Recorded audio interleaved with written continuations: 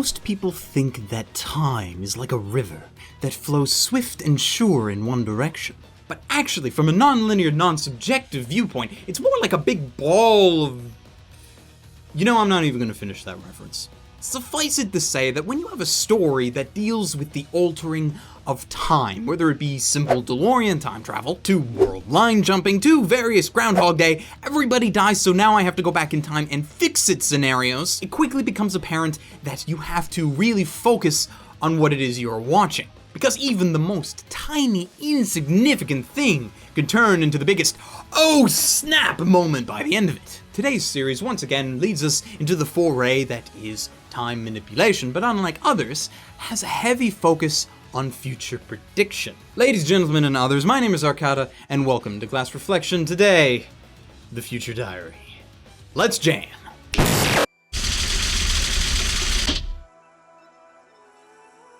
The beginning story of Future Diary reminds me a lot of the story for Dead Man Wonderland, and you have to admit that there are some similarities to be had there. You have a young middle school aged boy named Yuki, kinda shy, kinda lonerish, who suddenly out of nowhere gets thrown into a world where everyone wants to kill him, and he uses a newfound superpower to stay alive. In this case, that superpower is the Future Diary. Now, he also has a zany, mostly insane female sidekick who is, quote, crazy good at killing people, unquote, though for some unexplained until later in the story reason, is infatuated with our whiny, weak protagonist. Now, the main difference between Future Diary and Dead Man, however, is that Yuki isn't forced into this situation by a panel of crazy, stupid lawyers, but rather the god of the universe in all causality, Deus Ex Machina, a name he totally does not freaking live up to. Where was I?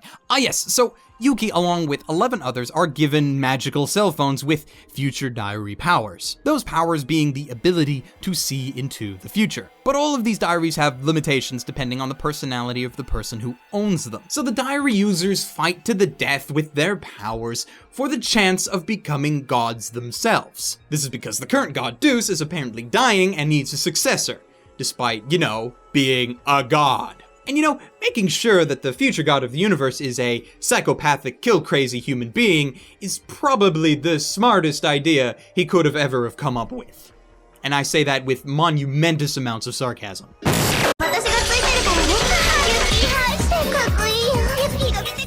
All the characters in Future Diary have one thing in common, and that is that they are all emotionally broken in some respect or another. Some are more broken than others, of course, like Yuno, for example, because she loves Yuki.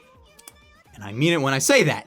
She loves him. Like, to a scary degree. This is a chick who has no problem with offing your mom if she finds out that your mom doesn't really approve of your relationship. But as out of left field as Yuno is, she's not the only one. It's the mix of crazy out-of-their-head psychopaths that make the story of the show interesting, because a lot of the plot runs on a diary user of the week type thing. Kill one, and next week another will be at your doorstep. And a lot of the story of the show is told through the brokenness of each diary user's personality. And the character development for each of them, especially considering the lack of screen time for most of them, is quite laudable. They all have their own motivations and reasons for wanting to become God, though usually it's because they all just want to try and fix their horribly broken pasts. So over the course of the show, you will inevitably run across a diary user who is so horribly broken that you feel sorry for them and wish that things were better for them, until of course Yuno chops their head off with an axe because she just has to please her man. And you then quickly forget about your pity as the story keeps moving forward because this pain train's got no brakes. The problem with the show on the whole, however, is as it moves along, it keeps trying to one-up itself with bigger and bigger oh snap moments, all the way up until the biggest plot twist of them all, near the end. Thing is, the more that you try to one-up yourself, the more you push your plot and your characters to the extremes of reality in an attempt to be cool. Like at the start of the show, all the characters are played, well, fairly realistically, all things considered. But near the end, characters start being able to do things simply for the fact of those things being awesome, and it turns into more of a hindrance than a boon. By the end of it, this leaves Future Diary with plot holes big enough to sink the show into, which some may argue it did. Personally, I am of the belief that even if you have a show like this that spontaneously combusts into a big ball of flame, it doesn't mean that it's not gonna be fun to watch. Because it is. Seriously.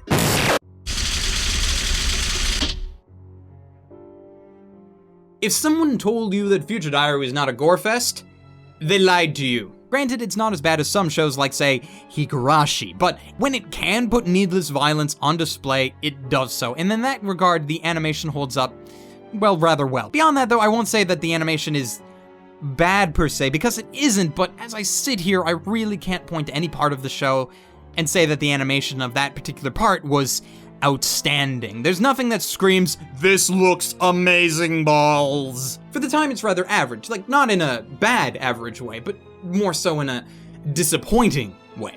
This is, of course, all forgiven with the existence of the show's first opening.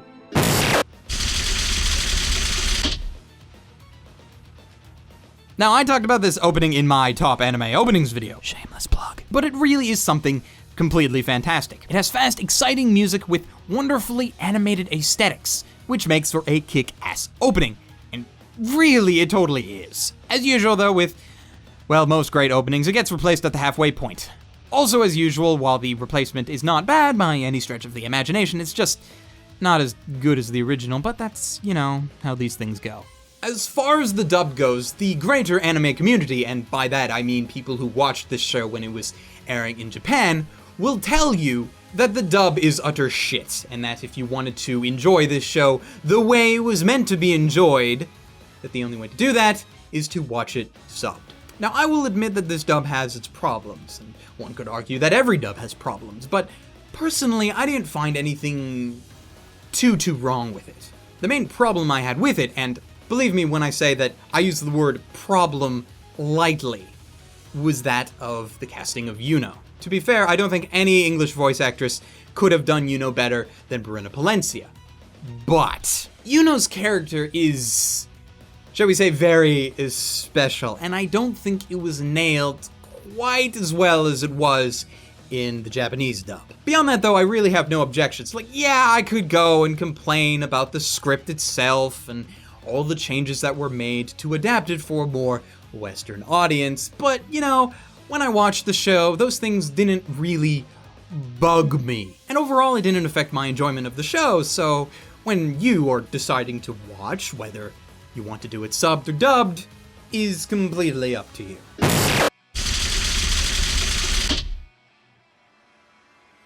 There are a lot of shows that exist out there where I will tell you that the best way to enjoy them is to turn your brain off while you watch them. Future Diary sort of falls into this category because while you do need to pay attention enough to understand the gravity of the plot twists that happen when they do happen, if you pay attention too much, you'll just end up extremely frustrated by the monumentous plot holes that exist. It has a great premise, a good start, but by the end of it, it devolves into a massive train wreck. On the whole, it's not entirely original either. Notice my earlier references to the plotline of Dead Man Wonderland. Most aspects of this show that would draw in the traditional viewer have been done elsewhere and better. But the biggest reason that I would tell anyone to watch this show is because of Yuno. Yes, she's a crazy, psychotic, and for lack of a better word, bitch. But that's what makes her entertaining. Beyond that, though, if the plot didn't fall into one of its large, massively gaping